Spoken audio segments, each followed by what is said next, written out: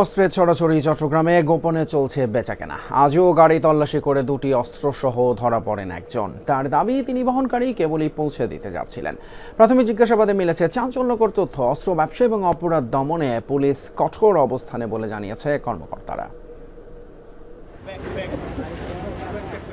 সকালে নগরীর পাহাড়তলী এলাকায় হাজি ক্যাম্পের সামনে চলছিল পুলিশের তল্লাশি।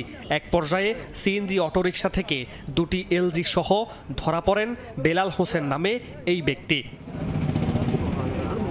পুলিশের প্রাথমিক জিজ্ঞাসাবাদে বেরিয়ে আসে অস্ত্র বেচাকেনার চাঞ্চল্যকর তথ্য। আটক বেলালের দাবি, সদরঘাট থেকে আল আমিন সাগর নামে একজনের দেয়া এসব অস্ত্র সীতাকুণ্ডের জঙ্গল সলিমপুর ছিন্নমূল এলাকায় রিদওয়ানের কাছে পৌঁছে দিতে যাচ্ছিলেন। বিনিময়ে ৫,০০০ টাকা পাওয়ার কথা। হত্যার হুমকি দেয়ায় অস্ত্র বহনে বাধ্য হয়েছেন বলে দাবি বেলালের। তো বোন জামাকে তুমি রেখে ফেলছি, তুই যদি আমাদের সাথে থাকতে চাস তাহলে আমাদের কথা মতন চলতে হবে। ওরা জায়গা বিক্রি করে, দখলবাজি করে, এগুলো আর কি। হ্যাঁ, আলামিন সাগরের অনেক মামলা আছে, আগে অর্থ মামলা। না, আমি জানি না। আমার বলছে বেয়ারিং। গত কিছুদিনে আরও কয়েকটি অভিযানে ধরা পড়েছে অবৈধ অস্ত্র।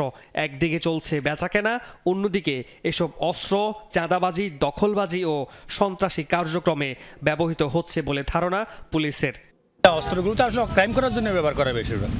এই জন্য যাতে আমরা এই ক্রাইমগুলো করতে না পারে, সেই জন্যই আমরা চেকপোস্টগুলো সবসময় আমরা চেকপোস্ট করার চেষ্টা করি এবং চেকপোস্টে সেই অস্ত্রগুলো উদ্ধারের জন্য সর্বোচ্চ চেষ্টা করি।